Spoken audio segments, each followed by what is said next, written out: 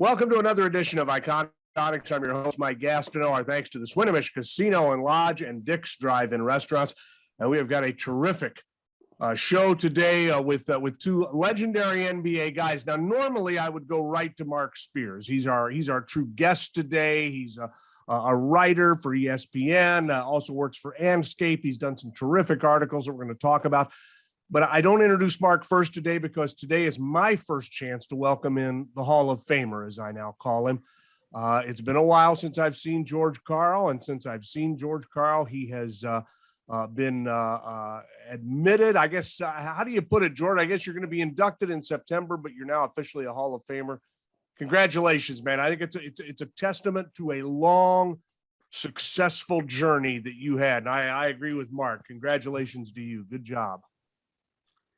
It's been a great couple of weeks. I can't deny it. I'm enjoying the ride. I think the word that sticks out to me right now is reflective. You just reflect back on all the good stuff, and then you get all these texts and emails and phone calls, and been talking on the phone a lot.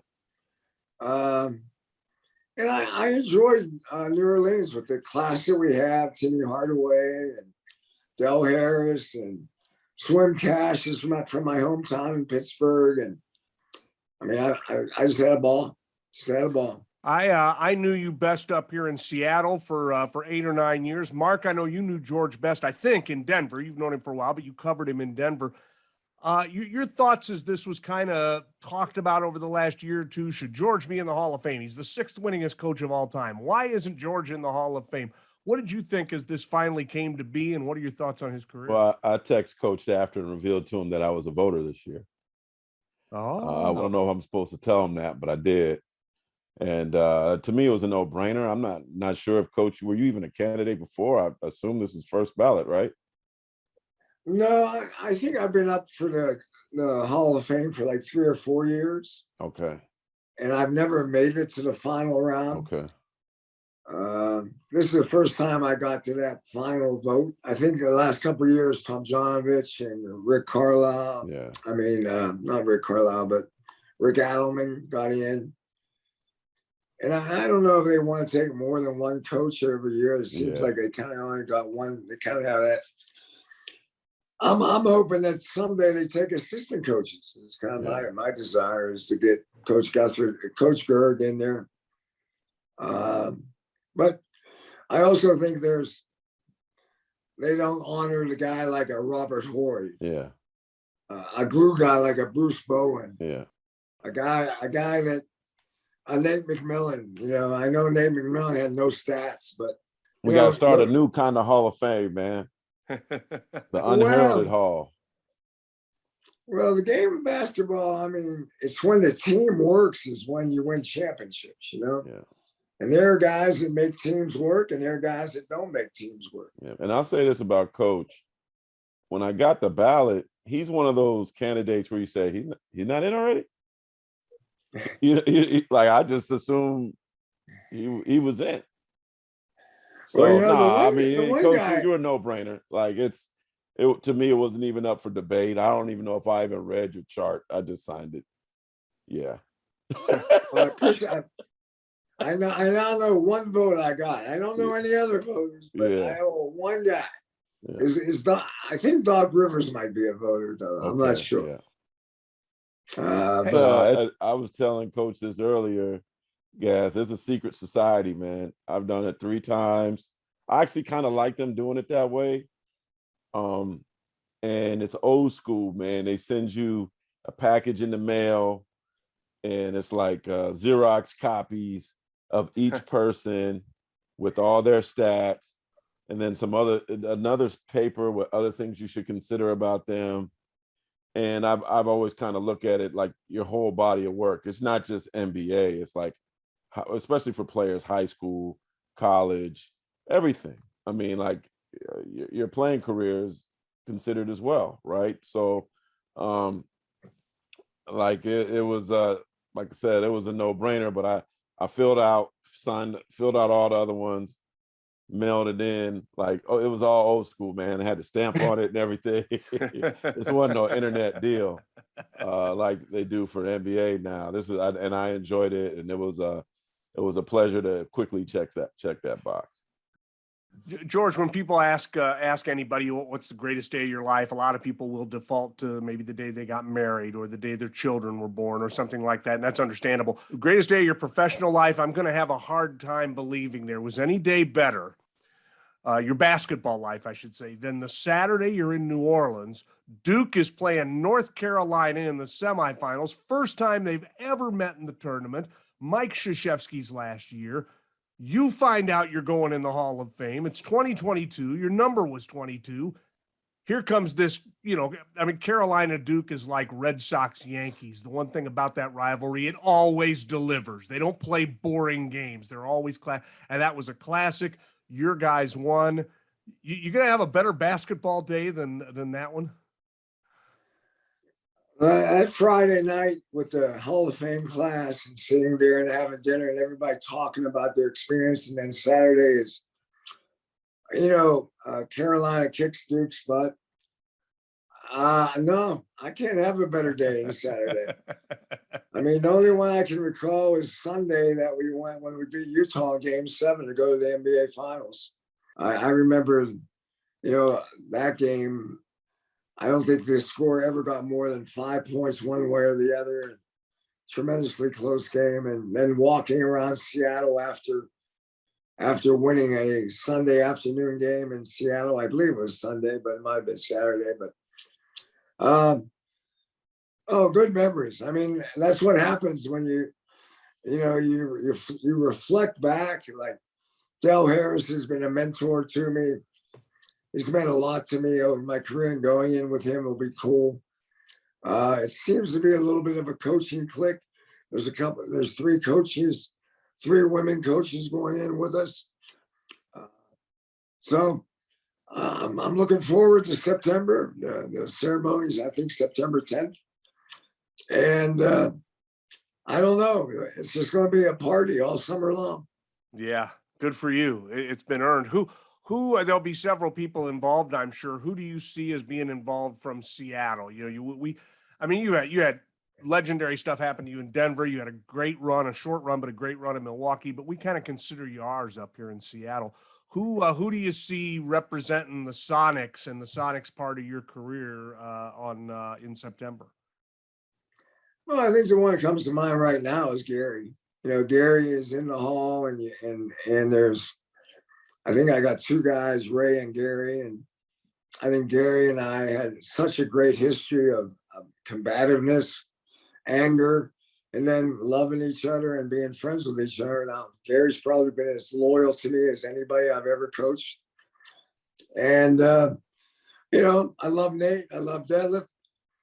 I don't know exactly the format of the speech. I don't know if you're allowed to have 1 or 2 or 3 or 4 guys kind of stand up with you. But the 2 that I would want is Seattle, Carolina, and probably in the same way, maybe a Denver presence. Those are my three favorite stops. Milwaukee's close, but we had some failure in Milwaukee more than ultra success. Marc, I know you're based out of Oakland, and therefore I assume you cross paths occasionally with Gary Payton. I'm going to assume Gary'd have no trouble standing up for George. Those 2 are. I always thought Gary was an extension of George on the floor. I thought their body language reminded me of each other, their combativeness. They battled. I mean, those guys wanted to win more than any 2 coach and player I think I ever saw. What's Gary up to these days? How does coaching stint go?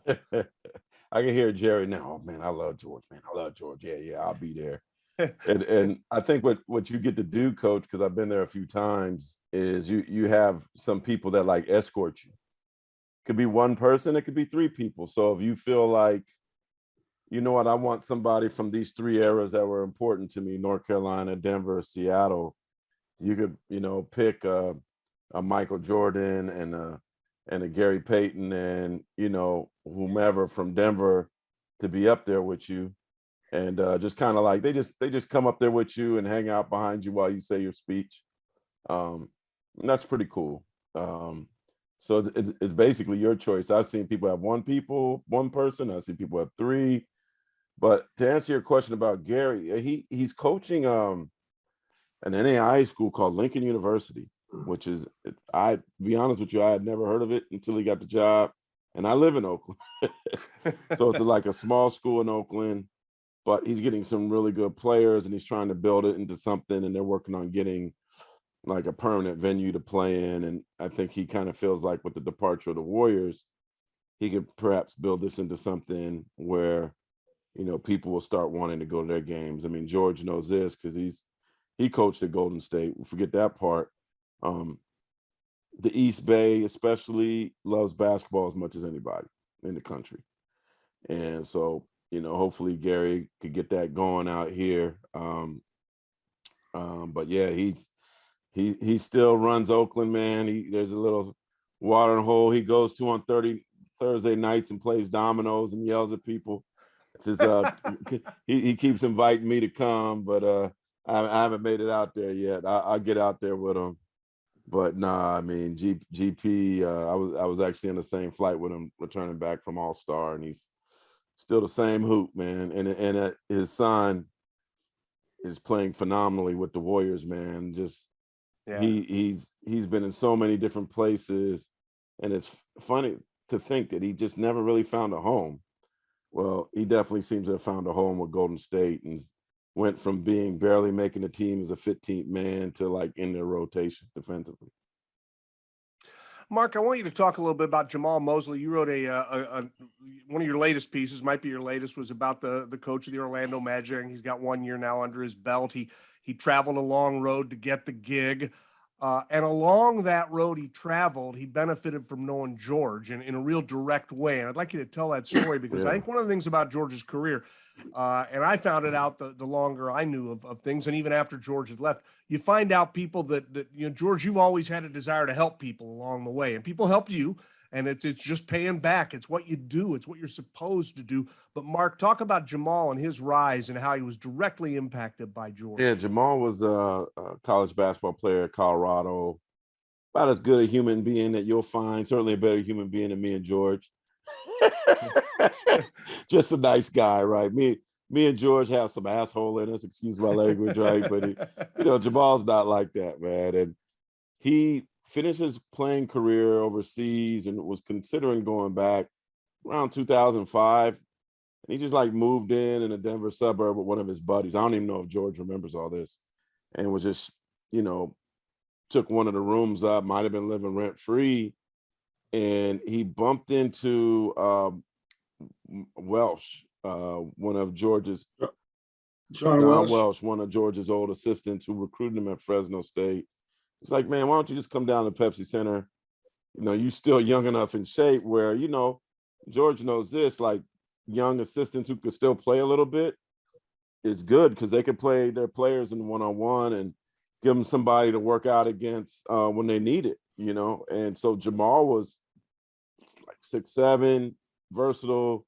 So, you know, he could play against Melo. He could play against Kenyon. He could play against different guys in one-on-one. So I think in like a volunteer way, he kind of became valuable. And so he was broke. He was living with one of his buddies. And he said on occasion, George would pull him aside, say, here, man, and be like $2,500. Hope this helps you out. I respect what you're doing. George also like invited him into coaching meetings. I think he brought him to like summer league, and you know, eventually he ended up earning a spot as one of your assistant coaches towards your latter days in Denver. So he is certainly. It's funny, George. You're like this. I was speaking to somebody yesterday about a coach who I'm not going to name, but he said he told the coach, do you care one day about what your coaching tree is going to be like? Does that matter to you, or is it just about you? And George has a coaching tree. George has cared about other people. And I'm sure when he sees Nate McMillan, when you see Jamal Mosley, when you see Scotty Brooks, right? Like that's got to make coach feel good that he played a role in getting these guys an opportunity to be a head coach. And maybe I'm missing a few people as well, but Chris Stotts, Dwayne Casey. Yeah. And I mean, we could keep going. Shoot, Gary Payton, right? So, for that matter. But Kobe Carr. yeah. Exactly. Well, he grew up in it.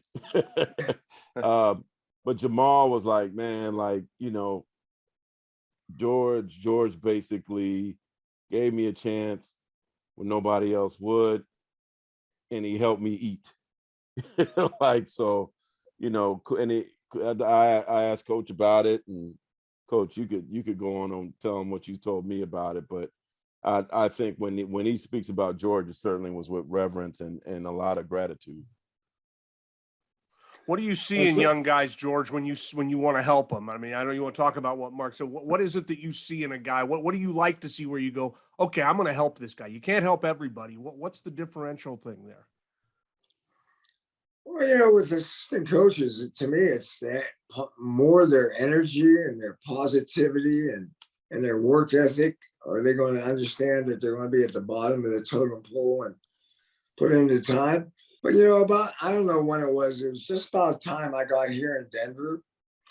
Gerg came, and Gerg and I have known each other since high school. And I think when we got here in Denver was when we really said, hey, let's don't worry about anything, let's start making coaches. Instead of trying to find coaches, let's make coaches, bring them in, put them in our locker room, give them assignments, and move them up and down. Chad Iskey was in the video room. Jamal Mosley was basically nowhere. John Welsh was the behind the bench workout coach at Memphis. Guys that I knew, and then Gerg knew also. Well, you know, we've had Stacey Augman. We've had Rick Brunson in our program. We've had, we've had, other really, Melvin Hunt is a great assistant coach for us here. And I like diversity of people, different personalities. In our run here in Denver, we brought Vance Wahlberg in from the West Coast, just because we wanted to change our offense a little bit. Now everybody's running that offense, so it's kind of an amazing osmosis of why things work, why guys work. Jamal Mosley was somewhat of a no-brainer, though. He was tremendously professional. He's very bright. He's a hard worker, and he's 6'7", 6'8", and can still play. And we needed that guy. John Welsh was getting a little older, couldn't bump and grind as much with players. And so all of a sudden, John and Jamal, that fit. Tim Gergridge with that really fit. So we had a culture of getting better in our locker room every day. Tim Gergridge is probably the godfather of player development. John Welsh was one of his gurus, and now Jamal Mosley is one of their gurus. So, in the game, when I got into it in Denver, it was starting to be more of the culture that we had in Seattle, but it needed to be changed. It changed a little bit. And, Gerg was into it. I was into it. Jamal was into it. John Welsh, Chad. As I said, Melvin Hunt was good. I'm probably missing someone that I should jump all over. And the guy, I know, Marc, you've made good comments about this. When I got to Denver, the best decision I ever made was getting Doug Moe back on the bench. Because when I got here, Denver had all these cliques. They had this Kiki's clique, and then we had Melo's clique, and we had guys that didn't like Andre Miller clique, and we had all types of clique. And the only guy that got along with everybody was Doug Moe. So I wanted him on my side, and fortunately, Doug decided to come back. And the only thing Doug ever told me every game, he'd walk out, he'd put his arm around me, he said, "Coach, don't fuck it up." That's just good sound advice. And now after games, he might have more advice for me, but before games, it was, "Don't fuck it up." Coach, he really seemed to, like, enjoy the ability to be there without having to make all the decisions and have all the pressure. Like he just really seemed like he loved being along for the ride. Well, Doug is one of those guys that when the game starts, he's about as intense and is about as big an asshole as you'd ever want to be around. And then within the 2-minute walk from the bench to the locker room, he's back to being Doug. It doesn't matter if you win by 20, lose by 20, or the referee screws you, or Doug had a way of forgetting the game. I wish I had. I probably be a lot less cancer-free because of all the stress I took home with me all the time. But Doug was really good at realizing that the game, when you're in the competition, you play your asses off. You do it the right way. You're intense. But after the game, you got to go back to being who you are. Hey, one last thing about coaching, and then I want to talk a little bit about media and new media and all that. We talk about your coaching tree, George. There's one that we haven't mentioned, and as we're recording this today, the G League finals are getting ready to start. By the time this runs, we'll know if the Delaware Bluecoats have won the G League, led by George Karl. Well, people in Seattle, we all get stuck in a moment, and when you hear George Karl, you think of this little kid, the ball boy. He was always with the team when George was here. And all of a sudden, Kobe is carving out a great coaching career for himself. Talk about his emergence as a coach and as a championship caliber coach. And what would it mean to you? A CBA guy. You were so proud of the work you did in the CBA. Here's Kobe kind of doing the same thing down in the tougher world of basketball where guys are coming or going and there's probably more self-doubt. He's emerged as a real good coach, George. I can't imagine how proud that makes you. You can't imagine. I mean, Kobe and I talk probably on a daily basis now, just on watching his games. And Kobe is the sponge. That's what I really love about him. He's a sponge because he wants to learn. And I think he's one of the best coaches I know in the game of basketball right now on understanding where the game is. I'll be honest with you. I don't know how you relate to today's player, but Kobe does a really good job in relating to today's player the tough things of basketball, of playing the right way, of playing with the right attitude, being a pro. Kobe doesn't get a lot angry like I did probably, but he has a calmness to his demand. And I think that's probably the way we got to go in today's coaching. Coaches got to kind of calm down and not be in the face as much as express what you want, communicate it, but do it in a way that they'll accept it. And I think Kobe does a great job of that. He won the G League first tournament in December, the money tournament they have in Vegas. And now he's in the finals again against Rio Grande Valley. And I think it's going to be a good series. I think tonight's the first game, and I'll be watching with my pen and paper, taking notes.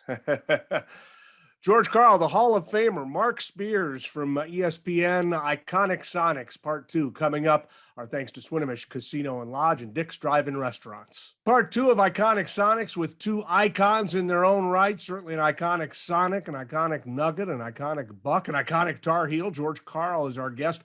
Marc Spears from ESPN and Scape is also the site that he writes for. Marc, what was the old name of that? I'm trying to get used to the new name. I see your sweater. What's on your sweater? My sweater's undefeated since 2008. That's my Sonic sweater. That's the old name right there. Undefeated. There it is. You'd think I would have known. Yeah. Hey, I know George wanted to talk about this a little bit. I'm interested in getting your take on it about how media works with today's NBA. I mean, look at this, for example. I live on an island north of Seattle. You're down in Oakland. George is in Denver, and we're having a conversation. It's going to get put out into the world, and people can consume it. And it's media. It's something that certainly we were not capable of doing 5 years ago, 10 years ago. There's more coverage. A friend of mine calls it the democratization of sports. Really, anybody can cover sports right now. You can do a lot of things. I go back to the talk radio days. I mean, you talk about $2,500 to Mosley. George offered me $2,500 once, but it was just to go away because I was a talk radio guy. And he's like, could you just leave me alone for a while? George, you've always been interactive with the media. Mark, I think you know that from covering him. What's the state of media in the NBA right now with all the new coverage? Is it better? Is it worse? Well, I think what we're on now is maybe one of the few, if only, probably the only thing that came good out of the pandemic is that, people started using Zooms. I mean, I remember right when the pandemic hit, hey, get on a Zoom. We could do interviews that way. And that kind of kept a lot of us media people afloat in a lot of ways, especially from a video standpoint. Right now it's challenging. And George, maybe you could refresh my memory because I think it kind of changed with you, but I remember we used to, like, when I started covering NBA in '99, we used to watch the media that covered the team. We were actually allowed to watch the entire practice. And that was like so like helpful for us, man. Like, you knew why George make decisions that he makes. It actually, I think, helped the coaches because it wasn't about that name anymore. I could see, okay, that's why he's not playing. That's why coach really likes this kid, Ryan Bowen, right? Like, because he worked so hard, and why he's not really, this guy's getting on his nerves. And we would get to see practice. Like, obviously, we would have to be a little protective of what we saw. And we had like this unwritten rule that if there was a fight, we didn't see it, right? Like certain things, like there were certain privileges, but certain things we had to adhere to if we were able to see those practices. And now you get to see like the last 10 minutes, the free throws, and for a beat writer, it's terrible. We used to be able to go into the locker rooms for 45 minutes before a game. That dropped to 30 minutes. Now it's 0 minutes. Now after the games, we can't go into locker rooms. And I think in a lot of ways, that's where you built relationships. Sure. And even with George, like, one of the things that was always cool about George, man, like, if I needed some notes, pregame notes, like something that I needed to hold for the next day so I could worry about my game story and just get my notes done, man, George would fill it up. Like, you could ask George about basketball. You could ask George about what's going on in Italy. Like, it didn't matter. Like, whatever was going on, like, George could give you a great answer and a great anecdote and something funny. And to be honest, George knows, like, he had a tough job, and you some days he liked us and some days he didn't like us. And it worked both ways, but we respected each other. We had and George always would come in. I always remember this. He'd say, "What you got for me, Spears? What you got for me?" And I always knew that pregame, I had to come with some tidbit, like something George didn't know. And if I didn't give him anything, he gave me that look like, you gotta be better, man. Like, come on now. So I would come with something. I would give him something every pregame. I would go out of my way to find something George didn't know, and that helped us build a relationship. It built a bond. And go ahead, Coach. You're gonna say something. My whole thing is, I'm trying to figure out with this a tremendous amount of opinion and information now on the internet. And I think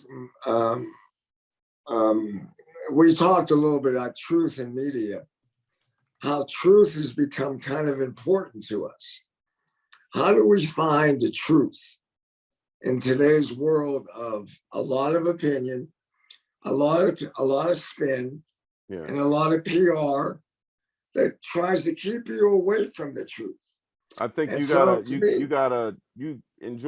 this, like, who to believe and who to get your information from. You know how to dissipate that. Like, I think hopefully, and hey, tell me if I'm wrong. If I report something, you'd probably be like, yeah, that's true. Right. I think you see me that way. But ESPN is also called ESPN for a reason. It's the Entertainment Sports Network. So people got to realize that we have shows that they're shows. their opinion shows, their personality driven. If you want news, go to Sports Center. If you want some entertainment, go to Get Up.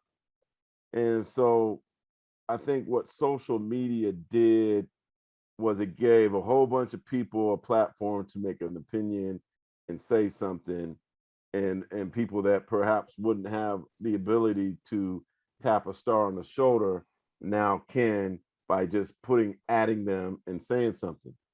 And I think a lot of players, media, celebrities, all, like, you make a mistake of biting at somebody that says something, you don't even know who this person is. They probably got 150 followers. They're like in Des Moines, Iowa. Like, I know people that have friends that, like, all they do is go online and try to troll people to see if they can get somebody to bite. They go fishing, trolling. You know what I mean? And so what I try not to do is pay attention to any of that unless it's somebody a note saying something. I've actually gotten death threats, sadly, online for making some basketball comments about somebody, to the point where ESPN actually had to bring some security around me during the Raptors Warriors finals, which was sad but true. And so now my thing, Coach, mute button, block. Like, I don't even give it any energy, man. Like, it's not worth it. I know whose opinion to respect and who doesn't. And it's funny because also some of my friends, they'll give me these media reports. Oh man, this is how the Lakers can trade for Steph Curry. I'm like, where'd you get that from? Basketball Scribe News Net. Like, huh? Like, what is that? Like, so, like, you have Okay, to Mark, be. can I jump in right now and just ask you this? Mhm. Over the last 10 years in the media, what part of basketball is losing their influence more than any other part? Expound on that. Give me. Players, management, Yeah. coaches, front office. Who is losing their power, their influence more than any other place? I think it's the coach. I think it's the media. Oh, I haven't heard that one before. And it's because of what I was saying earlier. Like, when George Karl was coaching the Nuggets, I was sitting on the scorer's table 3 feet away. Right. If George Karl was coaching today, I'd be sitting in the upper deck, and after the game, and before the game, he gets shoot in real quick and shot out like he's the president of the United States. It's harder for us. I think it's has a negative effect all around. It's hard for media to build relationships with players and coaches and front office and vice versa. And so because of that, the reporting's not as good. The familiarity is not as good. There's not as many abilities to write beautiful features on people, get to know them, go in the locker room, kind of chit chat with them, see what they're about. Like, when George was coaching the Nuggets, after he do his, when he would ask me for something, it would be after he answered our questions. And we might sit there with Coach for 15 minutes after that, right? That doesn't happen now. I mean, maybe I'll get some small talk with some coaches I know here and there. But the relationship, man, between the media and players is more distance.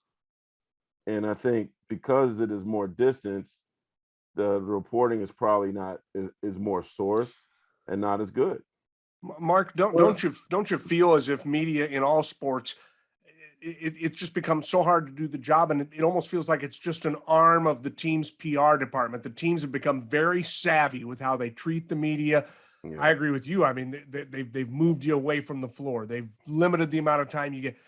They control media more than they used to. And George, certainly in your heyday, the media had much more access and much more ability to do their job. Mark, it feels to me like and I don't mean to disrespect the people covering right now. I think they have to work with what they've got, but it almost feels like so much media day to day is just almost an extension of a team's public relations department and not true objective reporting. Well, I've been And able to I go ahead, coach. personally like it. I like it like it was. I like it the old way, not more than the new way. Right.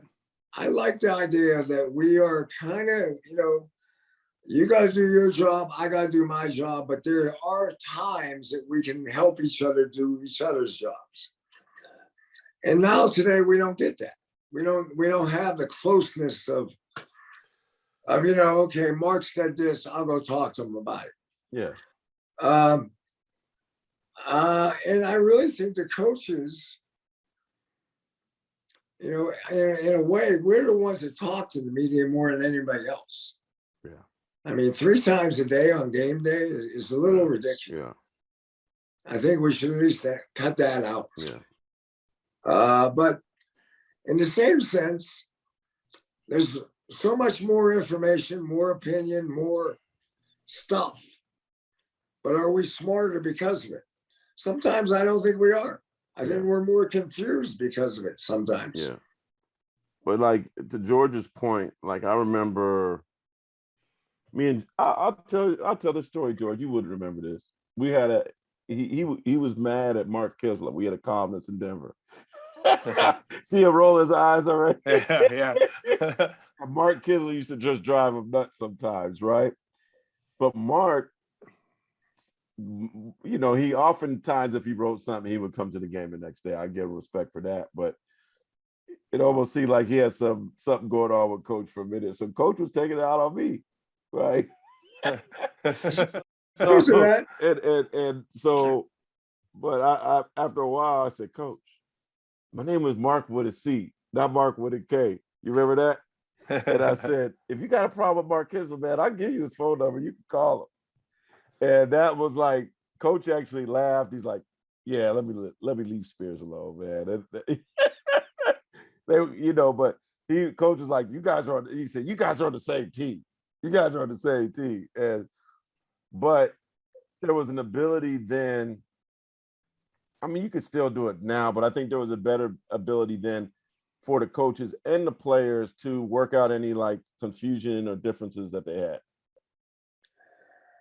Well, that's interesting. I mean, what I've heard, like Vic Lombardi here in town said on a podcast with me about a year ago that the players don't need the media. The players can do whatever they want by social networking. Yeah. No, that's bullshit. No, you can tell Vic I said that, like, because he's a TV guy who just shows up from time to time.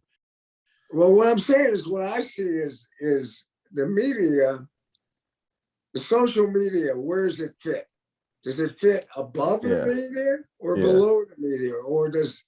I don't think social media is really media. Social media is a social platform. It's not really a media. And I mean, I use social media to promote my work. That's it.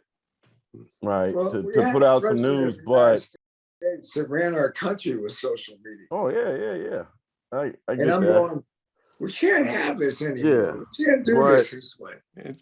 It can have an outsized influence, no doubt. No question. But in terms of me, like telling stories, like getting to know people, I can't tell your story just from afar. Like I gotta if I really like, George knows this, and I think you know this, Gas. I'm a storyteller, man. That's what I do. I've done different things, covered teams, newsbreaker, blah blah blah. But I think my bread and butter has been telling stories. And if I can't I think that's great. What I've learned from my podcast and what we're doing with Truth in Media is we want soulful, in-depth stories rather than a lot of bullshit. Yeah. And a lot of gossip. Yeah. Tell us the real facts. Yeah. Tell us why Golden State has been able to handle this chaos that they've had with injuries and still be a pretty damn good team, where most teams would have fallen apart. Yeah. Tell me the truth of of why Steve Kerr has done a hell of a job Yeah. of transforming this team, a championship team with Durant, trying to get it back to be another championship team without Durant. And I'm glad you value that, Coach. I mean, I think the younger generation, and it's kind of like when you would go to the grocery store and there would be that rag by the when you bought groceries that would tell you what was going on, right? The rumor rag. Like Yeah. people love rumors. They love that quick hitting rumor stuff. And oh man, did you hear this? Did you hear that? Did you hear this? And it's become an extremely lucrative business. Adrian Wojnarowski is the best at it, right?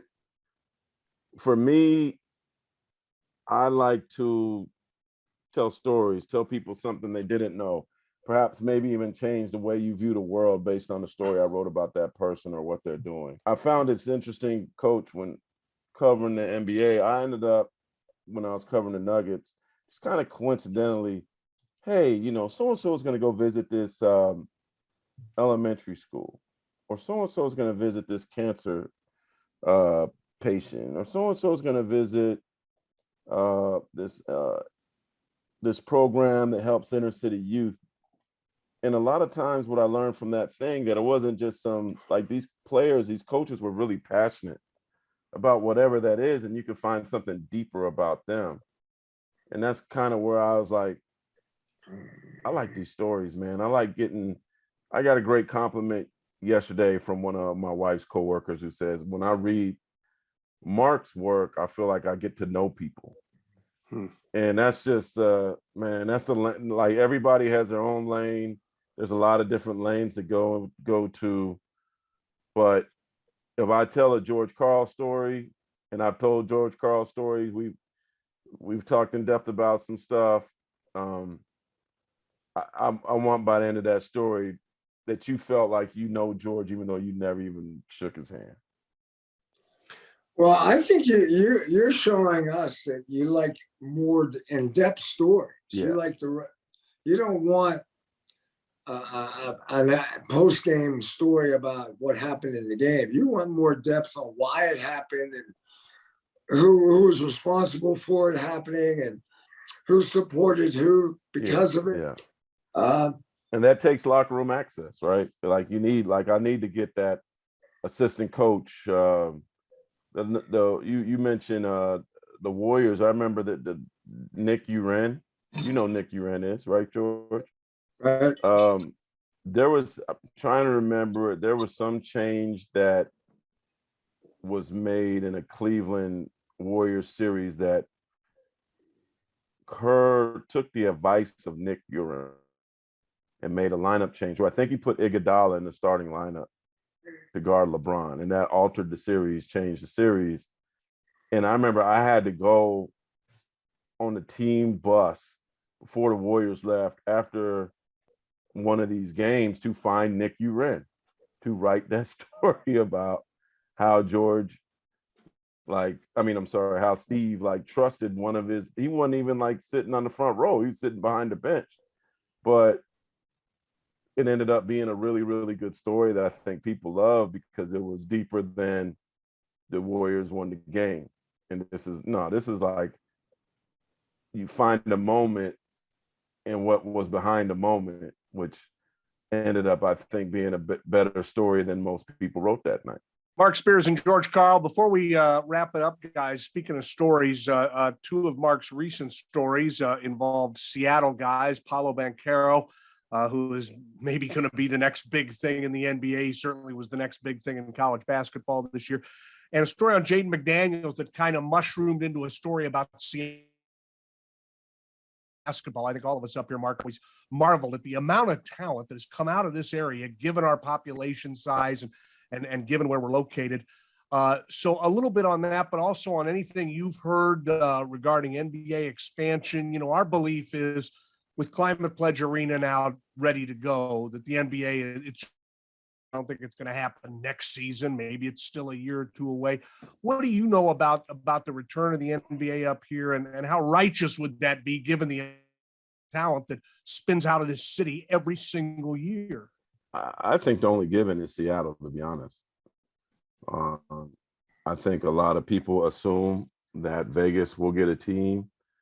But one thing that'll probably catch you both by surprise, maybe not George by surprise, is I think the NBA is intrigued by Mexico City. Mhm. And the reason why I say that is because they put they put a G League team in Mexico City. A lot of people don't know that because of the pandemic. Like this team, they took over the Capitans, which is a great Mexican professional team, and put them in the G League. So hopefully next season they'll be playing games in Mexico City, and I think the NBA wants to see what those games are like, right? I mean, Mexico City is like New York, like, right? But Right. here's the one thing that's intriguing about Mexico City, where it's even deeper, and you got to think about, like Seattle. Like I said, Seattle's a given. I'm not when it happens, Seattle and but if you put a team in Mexico City, you got not only a team in Mexico, you have a team in Latin America. So I noticed that the Mexico City team, Capitanes, even though they played the season, George, your son's coached against them. I'm sure. Ask him next time you talk to him about what those games are like. They are followed not by just Mexico, but all of Latin America. And so I think the NBA is intrigued by, who is following this team.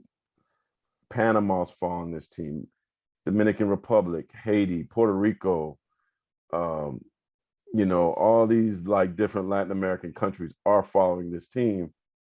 So think about their television viewership that they could potentially have. Where the Raptors are the team of Canada, like the Capitanes could, if they're in the NBA, could be the team of Latin America. Like, so consider what that potential viewership and money could be.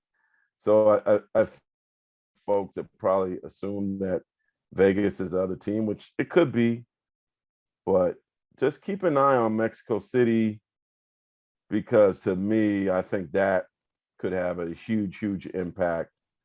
And the NBA is continuing to try to do some global things. You have any feel for timing with the league in terms of when they may want to do this? I've not got a good feel on that, not at all. Yeah. But I do know that I'm curious to see, like, assuming the world allows health-wise us to do it, how the Capitanes are followed next season in the G League. That's an interesting way to look at it too, and see how successful that is. And then to your point, that may tip the balance towards going to Mexico City. All right, we're going to run this in Wait, I want to hear what he thinks about that. He was shaking his head in agreement a little bit. He wants to coach in Mexico City. He's decided. A couple people have told me about Mexico City. It was on, I guess, Adam's radar more so than people thought. And I've always felt that the league office is always searching for how to expand to Europe and how to expand to a more larger viewing audience. And Mexico City makes sense. I think, the expansion right now is probably going to come because of COVID. But I think more than anything, I think, we've been talking about expansion, and I just hope Seattle gets what everybody says it looks like they're going to get. And I don't care if the next one's in Vegas or Mexico City. I'd just be happy as hell to have it back in Seattle. Yeah. I think it's not a matter of if, it's when for Seattle to me. I like anytime I've heard this discussion, it's like Seattle and blank. Tell me about the Dookie. Tell me about the story about the guy scoring go number one in the draft. Banchero. Yeah. You care about a Dookie? Well, I know you wanted to go to North Carolina, and we kind of didn't recruit him. Hey, Mark, let me jump in real quick and say it's a great example of what we were talking about earlier. This is a story. I'm going to emphasize story about Paulo Banchero and his life and where he is now. It was really well done. I learned a lot, and I thought it was really well done. You can talk to George about the Dookie now. Well, George, the interesting thing about Ben Sherrill, when he first really truly fell in love with college basketball, his mom took him to a North Carolina game. And they played Syracuse when he was like 15 years old. And she turned to him and said, can you see yourself playing on this level, son? He's like, yeah, mom, I can. I want to play on this level. Right. And then he ends up playing North Carolina. And he got to play on that level and then some. But I think Ben Sherrill, who I give Francis Williams, shout out to Francis Williams, some credit. Francis told me about this kid like 4 years ago. And he helped himself, I think, during the tournament. He showed a competitive fire that I don't think any other freshman had, not on that level. He really could do everything. There's no true weakness to his game. He could rebound, he could shoot, he could score in the post, he could block shots, he's athletic. I think he is, like, when you look at the Gonzaga kid by the name of, Chet Holmgren, there's a big ceiling, but there's not a given. He's a big man. We don't need big men. We don't need more big men. George wouldn't want to draft Holmgren. He wants the kid from Auburn is intriguing. The kid from, Purdue is intriguing. And George knows this, scoring at the shooting guard position is at a premium in the NBA now. But I think Ben Sherrill at 19 with his size and strength and skill set, I think I would have a hard time not picking him number one. Are you saying he's a 2 or a 3 or a 4? What position Ben is Sherrill? he? Yeah. I think he's a 3-4. 3-4. Play both of those positions. He's like, Grant Hill made a point to me. He's like, yeah, I spent some time with him. He is all of 6'10". So, he's a big kid, humble kid, good kid, leader. Like, he checks every box to me. Like, I know what I'm getting. He could start for George Karl his rookie year, for sure. Yeah. Well, Francis Williams was an original Friends of Hoop guy. He goes all the way back with Sam and I with our first couple Friends of Hoop teams. Wow. Well, he was Doug's coach, wasn't he, at Rainier Beach the first time Beach won the title? And you mentioned Doug in the Jaden McDaniel story. Doug Christie is kind of the guy, if you want to start with a guy, and there were guys before him, but of this modern vintage, it started with Doug helping the guys behind him, who've helped the guys behind him, Seattle guys. Jamal Crawford. Now Jamal Crawford's the new godfather. I will tell you guys this Ben Sherrill story before you go. So we're at NCAA tournament press conferences, and I said, assuming you feel this way, why does Seattle pound for pound produce the most basketball players? So he starts going on about Seattle, then he starts going on about Tacoma, and then he starts going on about Yakima. I say, hey, I'm gonna give you Seattle and the greater area. Don't bring the whole state, because I'll bring California in. Said, all right. So he stuck to Seattle and Tacoma. I said, I'll let him have that area. But it's just stunning to me, like, Coach, y'all been gone for a while. What, 2009, 2010, I think? 2008. And I'm sorry. we're sensitive about it. And for basketball to still mean so much there, I do give a lot of credit, probably more so to, Jamal Crawford for taking that torch from Christie and keeping that league going, and him having the ability to bring a Kobe Bryant and a Kevin Durant and, different NBA stars in during the summer and allow those guys to touch those guys, and for him to be able to be touched. And they have, like, I will say this, Coach, of all the college basketball fraternities, and I'm not just saying this because you're there, like, I think the North Carolina one is the coolest one that I've been around. Like, them dudes, like, it's a frat, man. Like, they love each other and they'll fight for each other. And Dean Smith, I wish I got to spend some time with him, because he seems like, especially after reading the John Thompson book, one of the most amazing human beings ever, right? But in terms of players from NBA cities, LA guys are pretty close. But the Seattle guys, they keep tabs with each other and make sure they're okay. Like Jamal Crawford gave Isaiah Thomas money when he was undrafted to make sure he could pay for an apartment in Sacramento. Like they're Ben Sherrill has big brothers, lots of them.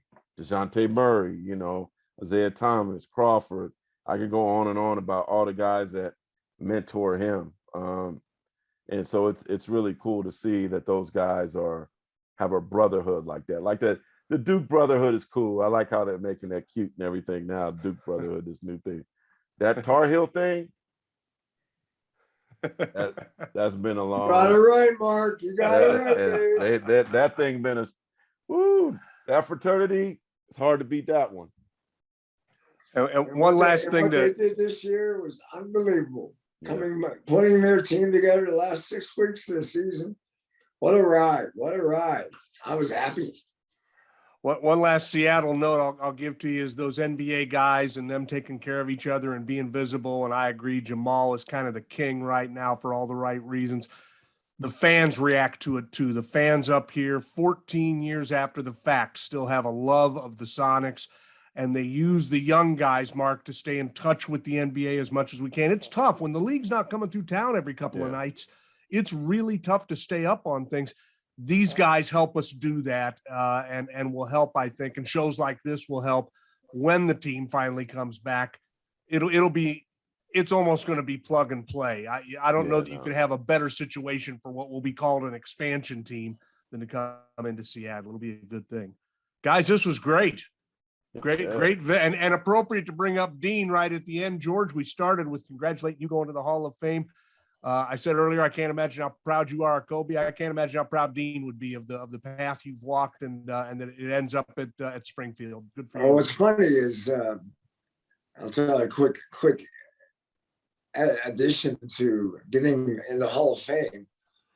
In North Carolina, my number is not hanging because I didn't make first team All-American. And my name isn't in the rafters. My teams are the NIT champs and Final Four. But there is a Hall of Fame banner that my name will go on. Wow. Nice. So I get to hang in the Dean Dome.